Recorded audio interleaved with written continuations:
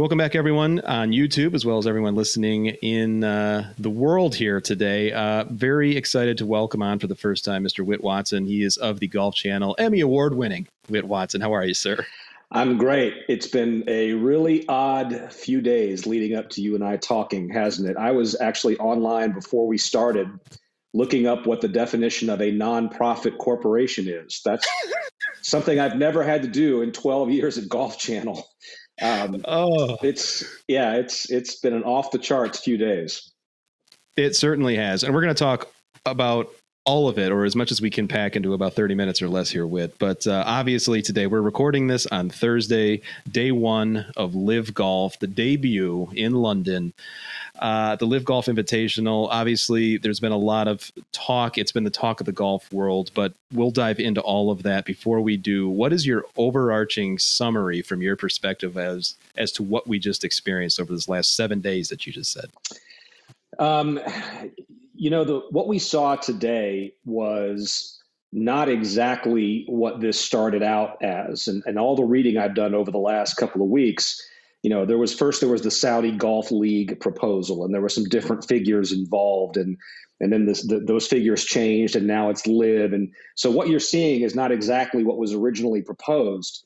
And the fact that we even got to a point where they were actually playing golf with players that on a golf course was the most jarring aspect of the whole day for me on day one, because it just seemed like this is not really going to happen, right? Like, they're just going to talk about it and it's going to fall apart, right?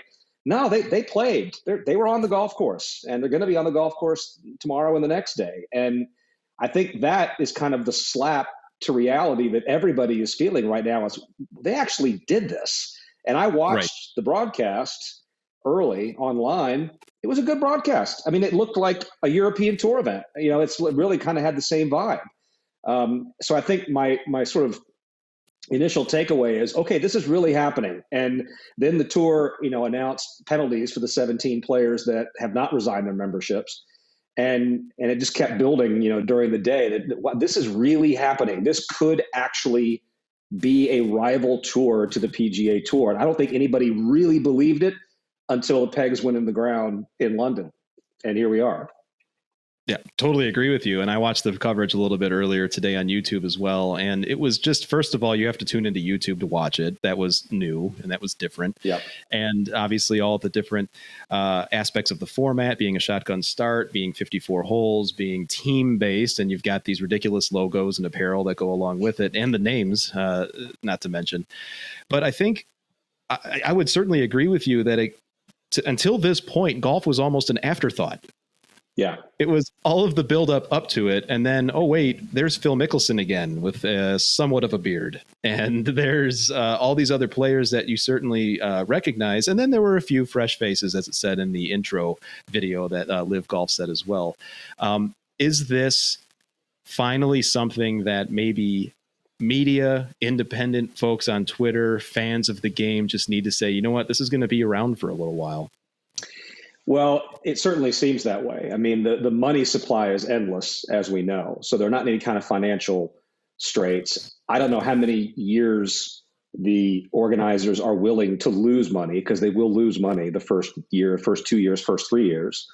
You don't go into this. I would assume they're not going into this solely as a sports washing exercise. I'm assuming that they do want to actually turn a profit at some point and have a viable sports league. I'm giving them the benefit of the doubt. But I think, we're going to, and the other half of it is how soon until the other shoe drops and the legal battles begin? Because, I mean, that's been brought up as early as today. Ian Poulter was asked about that question after the first round of the first event. Are you going to consider legal action? Because he's one of those players indefinitely suspended. And he said, well, we're going to look at all of our options. And Norman's group has said that they'll pay the legal bills. So, I mean, this is just the first shot in what's going to be a very long and drawn out process. But in the meantime, they're going to play in Portland, and they're going to play the next event, and they're going to play the next event. And they're talking about 14 or 15 events next year. So again, it's not going away. Now, whether if it gets covered in the national media, the non-golf media, traditional media, will it be covered the way the PGA Tour is covered? kind of remains to be seen. I feel like not initially until it proves that it's going to stick around. And then you can't ignore the fact that Dustin Johnson's playing next to Phil Mickelson. I mean, you can't let that pass. So yeah, we're entering a really strange time right now. Yeah, absolutely. And apologies to the people who listen to the show. You'll probably hear the sirens, and the listeners to this podcast are no stranger to those passing by my window. From your perspective as someone who covers the game, who does it for TV, and obviously your show notes are legendary. You've shared pictures and they're just so incredible. But from your perspective, watching the coverage on YouTube, you had said it felt like a European Tour event. Yep. It did seem like it was pretty well done. Was that your impression as well? Absolutely. I know the director, Steve Bime. I've worked with him before. He's a pro. He knows what he's doing. Obviously, I know Jerry very well. Jerry doesn't miss. He was going to be ready for it. I don't know Arlo or Dom, but they're all professional broadcasters. And, if there was going to be something to go wrong, I would think it would be on the technical side. Something, right. A graphics machine goes down or cameras go down or whatever. But even that aspect of it, they were ready. They had a show date and they were ready. And you had guys that knew what they were doing sitting in those chairs with the headsets on. And you had guys that knew what they were doing in the truck with the headsets on. And honestly, if you had flipped past it and not really paid attention, you might have thought it was the KLM Dutch Open. It really just had it was like the early morning European Tour coverage we used to do back in the old days and still do to some extent, the DP World Tour on Golf Channel. So in that aspect, I congratulate them. It was a great first day. Going from zero, from nothing, to producing a golf tournament, which is not the easiest sport to produce, they did an amazing job, I thought. Yeah, and one of the taglines they've been touting is this "don't blink" aspect of it's just constant with the shotgun start element of it. Right. That probably made it even more complicated from a coverage standpoint to keep everything orchestrated and coordinated. Well, it's easy when you have unlimited budgets. Yeah, when you go out there with 50 cameras, that makes life a lot easier. Something like 50 cameras, 80 microphones. A Champions Tour broadcast on Golf Channel, I think, is maybe a 6-camera shoot. I think something like that. They're using 50. So, and you have to, because of the format, right? It's a big ballpark. So you have to have enough cameras to cover all the players. You have to have somebody on every hole all the time, which right. In a normal tournament, you don't have to do. So, all that takes is money. It's just, if you have it to spend, you can hire as many camera operators as you want. But in this case, it's a necessity because that's the format that they picked, that 18-hole shotgun. Some of the chatter among my friends watching the coverage was how much the commentators were selling the product. Yeah. They were going into it hard. And we all understand that you kind of have to do that on the first day. From your impression, do you feel that that's kind of a tone that they're going to set from now on? Or obviously you have to wait and see how the product is accepted by the masses? I think, to start, you have to, because you are definitely trying to find a way to bring people back next week and the week after that and the week after that. And even though they don't need the money, I would assume they wouldn't say no to sponsors. I'm assuming that if someone approached them and said, we'd like to put our name on that product, they're not going to turn it down. So in many ways, you're recruiting. You're trying to convince businesses that this is a legitimate enterprise, number one. And number two, we can do a good job of it. Here's the broadcast. Look, we're not clowns. Like, this is a real show. And if you'd like to be a partner with us, then, let us know. And so there's definitely a sales job going on. Nobody's sitting in those seats. And I haven't talked to Jerry. I actually found out that he got that job because someone texted me and said, wow, did you see the thing about Jerry? I hadn't seen him for a long time. I'm very, very sure that they have been in meetings encouraged to sell it. They can read the newspaper, right? They know what's going on. They know the backlash. They know what people are saying about it. And I'm sure they are encouraged to put on a hard sell, especially for the first event. There's no doubt. There's even been screenshots posted online on Twitter, for example, of some of the speaking points that not only the media probably received, but also the players. And we saw a lot of the same themes and phrases being said among the players at the press conference. What was your take initially from the days leading up to today of what the players were saying? And you had mentioned everyone reads the newspapers or surfs online. Right. They definitely had a orchestrated and coordinated response. They've had some media training going into this, and I'm not surprised by that. You would have to, because you know what questions you're going to get asked, and it's going to be very difficult for you to give any kind of satisfactory answer to any member of the media, right? You're going to get asked the same question in various forms several times. So you're going to need to know how to turn it around, how to take control of the narrative. I heard a really interesting one. And yes, the players, for those that don't know, as you pointed out, the players have received a document with talking points, a bullet, a memo, kind of saying these are the messages we're trying to get across. And every time we go to a PGA Tour event or an LPGA Tour event, we get a document from the sponsor saying these are the talking points we'd like you to bring up about our company. So this is not unusual. In this case, it's a document that's points about LIV Golf in general and what we're trying to sell.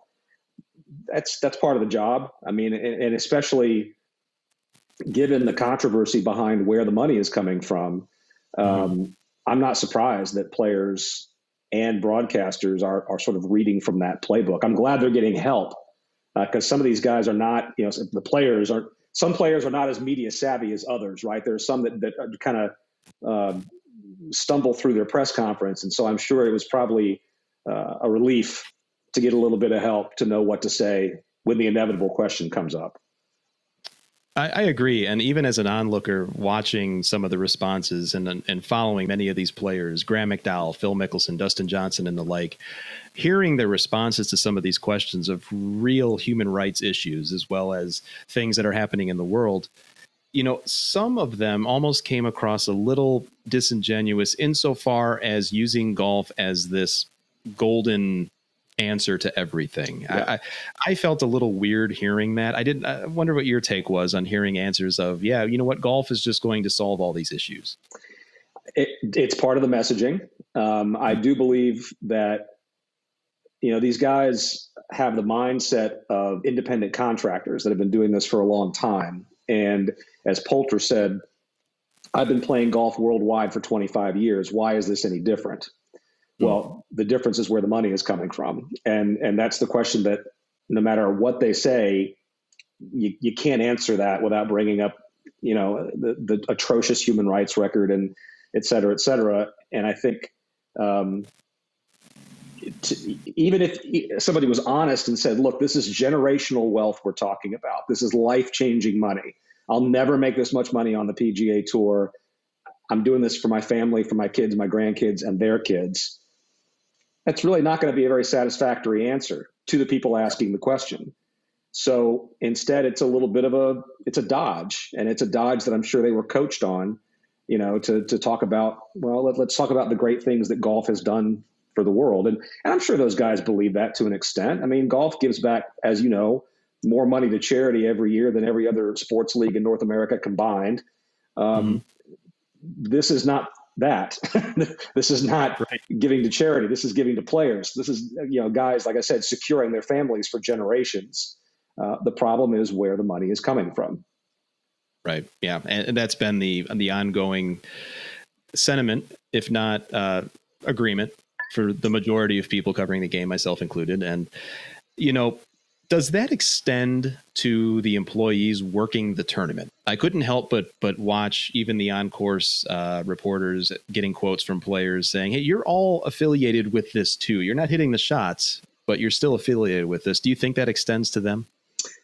Yeah. I mean, I think you have to have a conversation with yourself and ask yourself how much it matters. You have to ask yourself does it matter? I mean, the entire controversy, the whole basis, the reason why we're talking about this from day one has been the problem is where the money is coming from.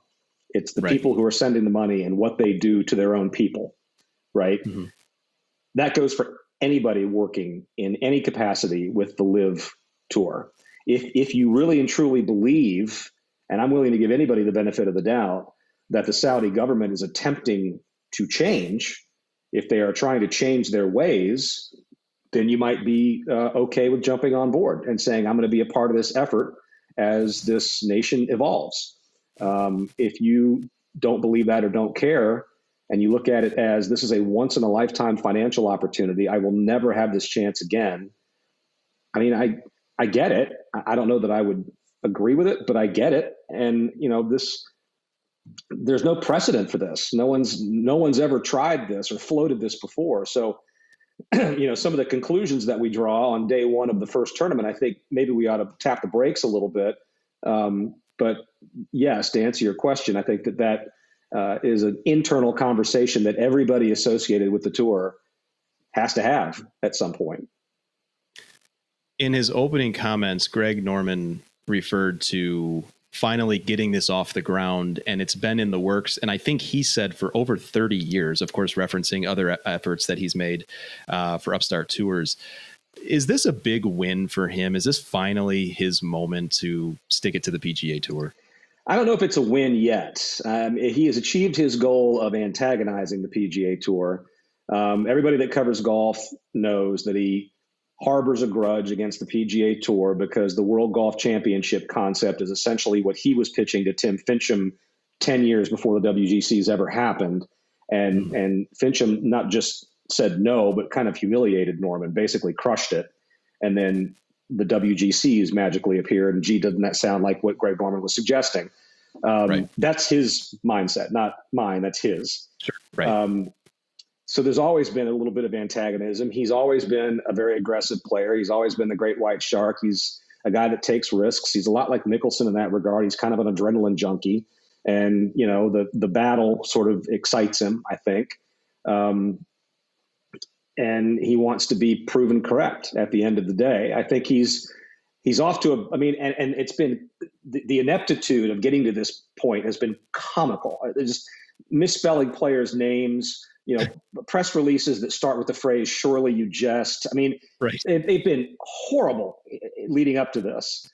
So as I said before, just the fact that they played golf today is a victory for him. Yes, that's his first win. It's 1-0. But the game is just starting as far as Norman versus the PGA Tour. Yeah, and there was a lot of talk about the job he was doing and the effectiveness of being the public face of LIV Golf leading up to today. Norman has certainly had many missteps, to say the least. Speaking to other reporters about different issues and being pressed on very important questions. Do you foresee, and I know we don't have crystal balls here, but do you foresee him spending less time with a microphone in his hand? We're talking about Norman? Norman, yes.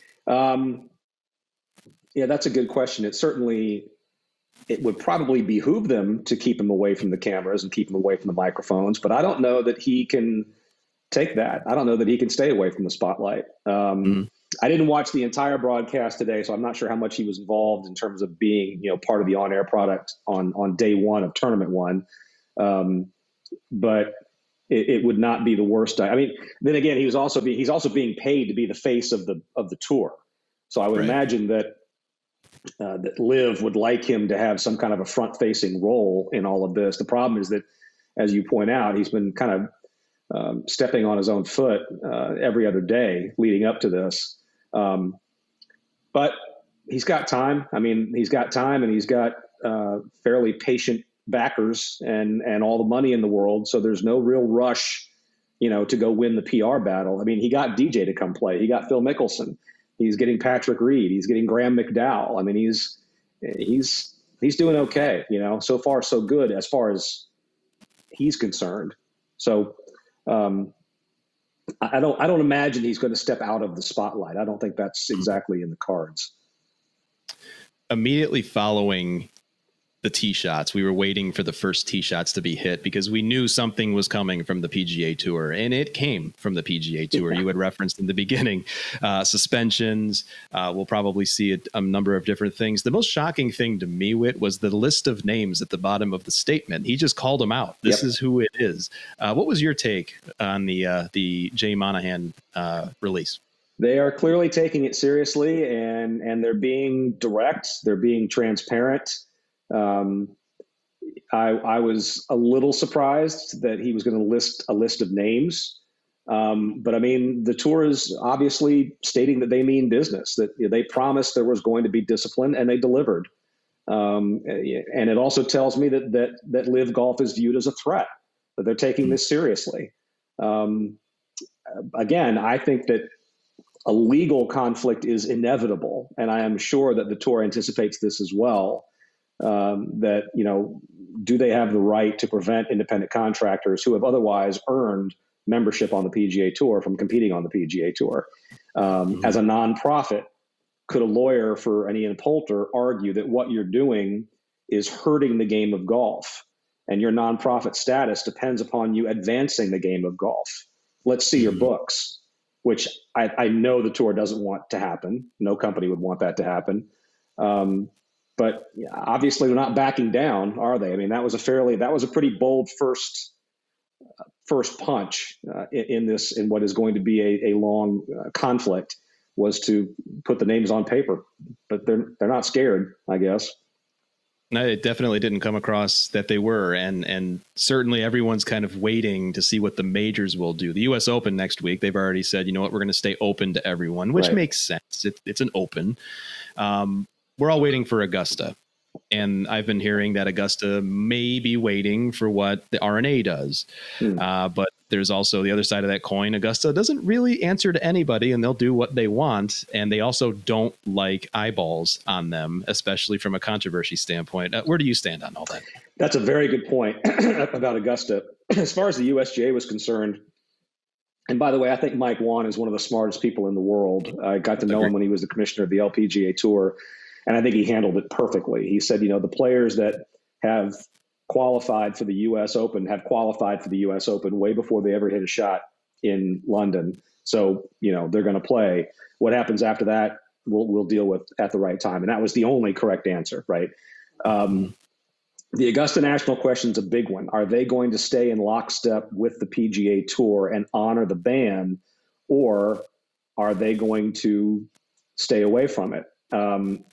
If you are a Dustin Johnson or a Phil Mickelson or a Patrick Reed, a player that contends and has qualifications into major championships, if you can play the 4 majors and then get paid to play the LIV Tour, I mean, is that not the optimal life? That's the best schedule a golfer could possibly have.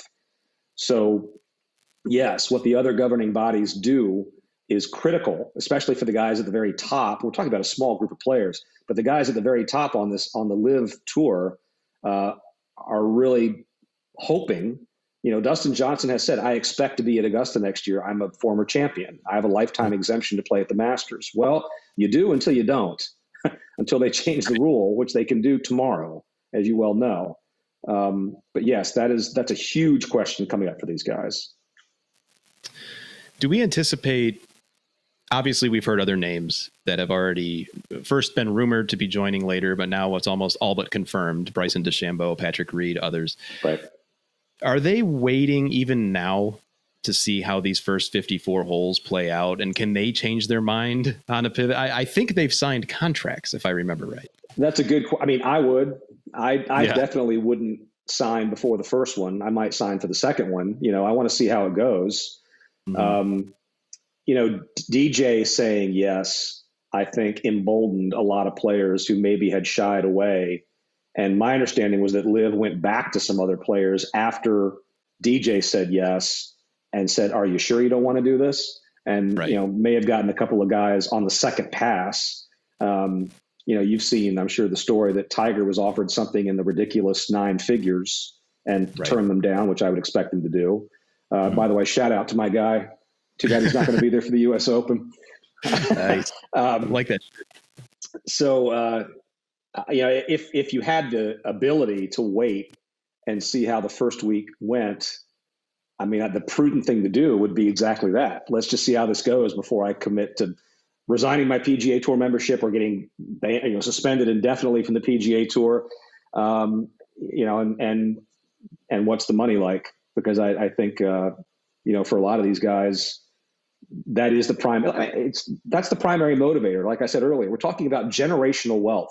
We're talking about life altering. My kids never have to worry, and their kids never have to worry. and I don't know what else is driving them besides that, because that's right. That's the reason why this tour is even being talked about right now. And it's a lot of people are talking about as well on social. And the in my opinion, the annoying comebacks of, well, if you were offered that much money, wouldn't you take it? And it's just this land of hypotheticals. And I'd like to say what I would and would not do. But in the same instance, there's a lot of people that have to ask those questions. And those are the journalists that are being kind of treated to a different experience this week, to say the least. We're hearing all of the things about people being ushered out of the press conference, for example. Obviously, there's the backdrop of how Saudi Arabia has traditionally treated journalists. Would you cover the event? Would you be going there if the opportunity was presented to you? Yeah, I would. Absolutely, I would. Yes, Alan Shipnuck was asked to leave the press conference on Thursday. Mickelson's press conference on Thursday. Now, obviously, he's sort of the reason why Phil is in the situation he's in, because he was the writer that was writing the unauthorized biography of Mickelson, which I guess is out now.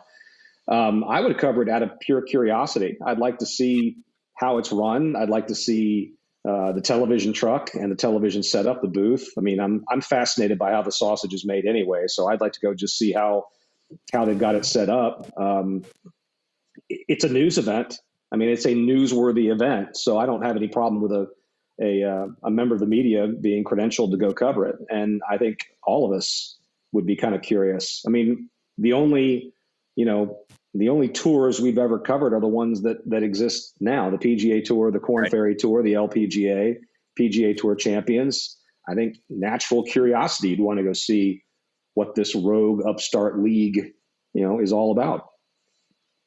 Yeah, and I think looking ahead to some of the stops in the United States, including Chicago, where I'm at, Chicago, by the way, which is about 30 miles away from the actual city. It'll be interesting to see how the American fans embrace this Super League, so to speak.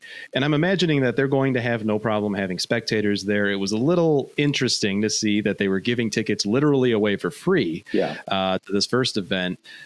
I would imagine, and I wonder your take on this, will they continue to have an increase in gallery members, or is this just something where it's going to, maybe fizzle out a little bit, or is it way too early to tell at this point? I think it's too early to tell. I think that, the curiosity factor will definitely drive a lot of people, especially in the Chicago area, maybe in the Portland area, depending upon the weather. There's going to be a natural curiosity. And if someone gave me a free ticket, I would go watch it. Of course I would, just to see, what's this team format and the shotgun start and all that kind of stuff.